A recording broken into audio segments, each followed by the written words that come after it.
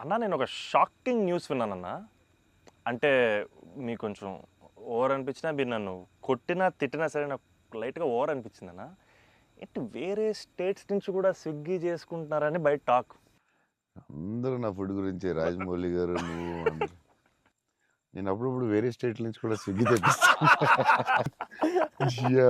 So బాంబేలో shooting Adipurush చేస్తుంటే ఓం రావుతో అందరూ కూర్చున్నాం. అందరూ సీరియస్ స్పెషల్ ఏం చేద్దాం, బాంబే కాదు నీకు స్పెషల్ ఫుడ్ తెప్పిస్తా అన్న. ఏం చెప్పిస్తానంటే చెన్నై చెన్నై ఫుడ్ తెప్పిస్తా అన్న. చెన్నై ఫుడ్ అని చెప్పి వెయిట్ చేస్తున్నాడు.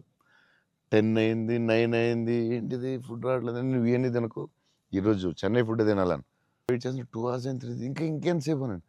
వస్తుందండి. ఎక్కడి నుంచి వస్తుందండి? చెన్నై నుంచి వస్తుంది. చెన్నై నుంచి రావడం ఫుడ్. నేను ఇంకా చెన్నై అంటే తమిళ ఫుడ్ ఉంటాయి కదా, తమిళనాడు ఫుడ్, ఆంధ్ర ఫుడ్ అలా ఉంటాయి కదా. లేదు, చెన్నై నుంచి ఇలా వస్తున్నాడు. ఒకడు వస్తున్నాడు క్యారేజ్ పెట్టుకుని బ్యాగ్ నుంచి వేసుకుని చెన్నై ఫ్లైట్ ఎక్కువ వస్తున్నాడు.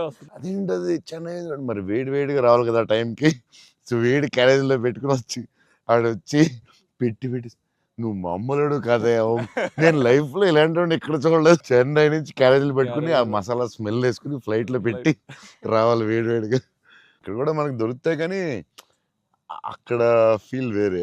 సో పాయా బిర్యానీస్ అక్కడ వేరేగా ఉంటాయి. హైదరాబాద్ మన హైదరాబాద్ బెస్ట్ బిర్యానీ, కానీ చిన్న టమాటో ఫ్లేవర్ అది ఒక వేరేగా ఉంటుంది అది. సో అప్పుడప్పుడు మిస్ అయినప్పుడు చెన్నై తెప్పిస్తూ ఉంటాను. షాక్ అవుతూ ఉంటారు అందరూ. ఈసారి చీట్ మీల్ అప్పుడప్పుడు ఈసారి ఎక్కడ అంటే ఏదో స్టేట్ నుంచి వస్తూ ఉంటుంది.